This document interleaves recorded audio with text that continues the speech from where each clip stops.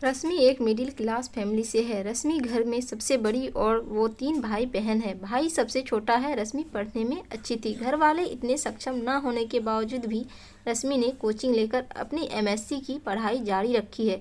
सभी रिश्तेदारों ने रश्मि और घर वाले को टोका था कि ज़्यादा पढ़ी लिखी लड़की हो तो भी हमारी कास्ट में शादी में प्रॉब्लम होती है, इसलिए लड़की को ज़्यादा पढ़ाओ मत। हम मिडिल क्लास फैमिली में ऐसा ही होता है, सब कुछ शादी के लिए ही होता है। हर लड़की की तरह रश्मि की भी यही ख्वाहिश है कि उसे ऐसा पति मिले जो उसे समझे। समाज और रिश्तेदार की वजह से अब रश्मि के घर वाले भी उसकी शादी की जल्दी करने लगे। शादी के लिए कई रिश्ते भी आए, लेकिन शादी के लिए जब कुंडली मिलाई गई तभी घर वालों को पता चला कि रश्मि की कुंडली में कुछ दोष है, जिसके कारण कहीं भी बात नहीं बन पा रही थी। बस इस बात से रिश्तेदारों को और बात तय बनाने में मौका मिल गया था।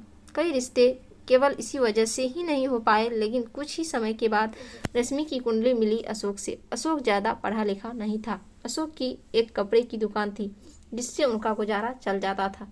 जिस तरह का लड़का रश्मि अपने लिए चाहती थी, अशोक वैसा तो नहीं था, लेकिन अशोक और रश्मि की कुंडली मिल गई थी।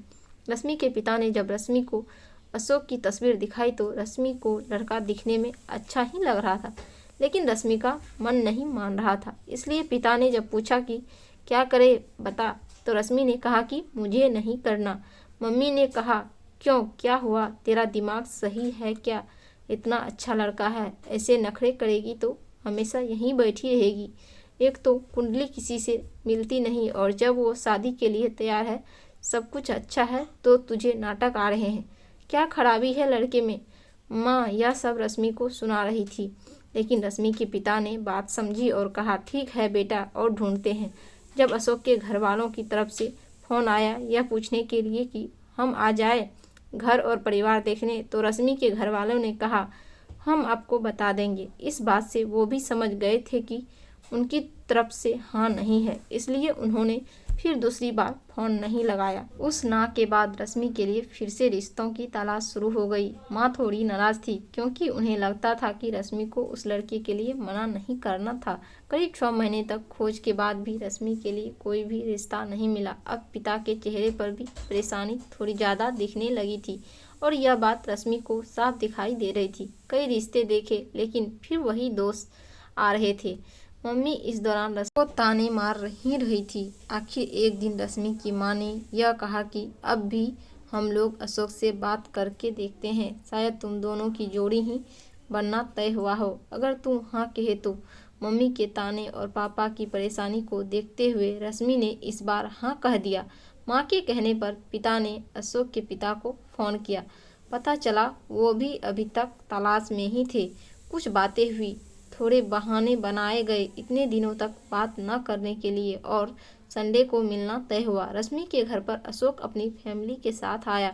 दोनों परिवार की मजबूरी समझो या नसीब, आखिरकार दोनों की शादी पक्की हो गई। रश्मि ने भी सोचा क्या पता शायद वो ही उनके बारे में गलत सोचती होगी, वो मुझे समझेंगे और जो मैं चाहती हूँ वो करने दे। दोनों परिवार वालों को भी जल्दी थी, इसलिए शादी जल्दी में हो गई। लेकिन रश्मि ने एक बात नोटिस की, अशोक ने उससे अभी तक कुछ बात भी नहीं की। जब देखने आए तब भी नहीं की, और ना ही रिश्ता पक्का होने के बाद ना ही फ़ोन पर बातें की। इसलिए अब सीधा उनकी बातें सुहागरात पर होना था। वो घड़ी भी आ गई। यह थोड़ा बहुत अजीब था कि वो न सिर्फ पहली बार अपने पति को देखने वाली थी, बल्कि उससे बात भी करने वाली थी। लेकिन उसने सोचा कि इस बात का भी एक अलग ही रोमांच है। रश्मि ने फेरों के साथ ही अशोक को अपना लिया था। अब सेज पर उनका इंतजार कर रही थी। धड़कनें तेज थी। जिनको अपना मान लिया है उनकी शक्ल भी अच्छे से नहीं देखी है। फिर अशोक कमरे में आया, दरवाज़ा बंद किया और बिस्तर पर आकर रश्मि के पास बैठ गया। और सबसे पहली बात जो अशोक ने पूछी वो थी, मुझे पता चला था कि तुम मुझसे शादी नहीं करना चाहती थी, क्योंकि मैं पढ़ा लिखा नहीं हूँ। उसकी आवाज़ में थोड़ा गुस्सा था। फिर वो बोला, देख अब तुझे यह अनपढ़ के पास ही आना पड़ा ना। रश्मि को यकीन नहीं हुआ कि वो उनके मुंह से पहली बातें यह सुनेगी। उसने बोला, किसने बोला आपको ऐसा कुछ नहीं है? ऐसा कुछ होता तो मैं शादी ही नहीं करती। अशोक और गुस्सा हो गया। अरे चुप कर, वो तो तेरी शादी हो नहीं रही थी, इसलिए तुम मेरे पास आई है। तुझे पता है मैंने क्योंकि तुझे सबक सिखाने के लिए। अब देखना तुझे कैसे मैं एक नौकरानी बनाकर इस घर में रखूँगा। एक पढ़ी लिखी नौकरानी और सुहागरात तो दूर की बातें, मैं तुझे छूऊंगा भी नहीं। किसी भी लड़के के लिए पहली रात अपने पति से सुनना बहुत ज़्यादा परेशान करने वाली बात होगी और रश्मि को इस बात ने बहुत परेशान किया। एक मिनट में उसे लगा कि क्या उसने कोई गलती कर दी शादी करके। उसकी आंखों से आंसू झरने लगे। सारी रात उसने बिना सोए निकाल दी। अगले दिन वो घर के काम में लग गई। सास ससुर का स्वभाव अच्छा ही था। काम करते करते उसके दिमाग में उनकी कई बातें ही चल रही थी। रात फिर अशोक कमरे में आया। रश्मि कुछ काम कर रही थी। अशोक फोन पर अपने दोस्त से बात कर रहा था कि मैं इसका घमंड ठिकाने पर लगा दूंगा और भी ना जाने क्या क्या। रश्मि की तो शादी और पति के अरमान पर जैसे पानी फिर गया। रश्मि का जी तो चाहा कि वो अब भी घर चली जाए, लेकिन फिर उसे अपने घर वालों की परेशानी का ख्याल आया। फिर कुछ देर चुप रहने लगी के बाद उसने सोचा वो जो चाहे करे, उन्हें करने देती हूँ, लेकिन मैं अपना काम करती रहूँ। सबसे सिर्फ अपना काम करने लगी क्योंकि उसके पास कुछ और चारा भी नहीं था। कहीं ना कहीं वो यह समझ गई थी कि अशोक उसे दुखी करना चाहता है। अगर वो उसका उल्टा करेगी तो ऐसा दिखाएगी कि उनकी इन बातों से उसे कुछ फर्क नहीं पड़ रहा है। शायद अशोक का यह खेल बंद हो जाए। आखिर पढ़ा लिखा होने से कुछ तो फर्क पड़ता है। रश्मि ने जीवन के इस सबसे बड़ी चुनौती को भी स्वीकार किया। उसने घुटने नहीं टेके। उसने सोचा कि रोना नहीं है, बातों को ठीक करना है। जब तक उसके हाथ में उसने यही किया। वो बेवजह खुश रहने लगी। अपनी सास ससुर को अच्छे से बना के खिलाने लगी। साथ उनके साथ मंदिर मार्केट जाने लगी। चेहरे पर कोई परेशानी नहीं। अशोक यह सब देख रहा था। वो भी अपनी कोशिशों में लगा था। करीब 20 दिन के बाद ही उसके चेहरे का रंग उड़ने लगा। उसे लगा कि रश्मि को तो कुछ फर्क नहीं पड़ रहा है, तो वो इसी बात से दुखी होने लगा। इस दौरान उसके दोस्तों से बात शेयर करना जरूरी था।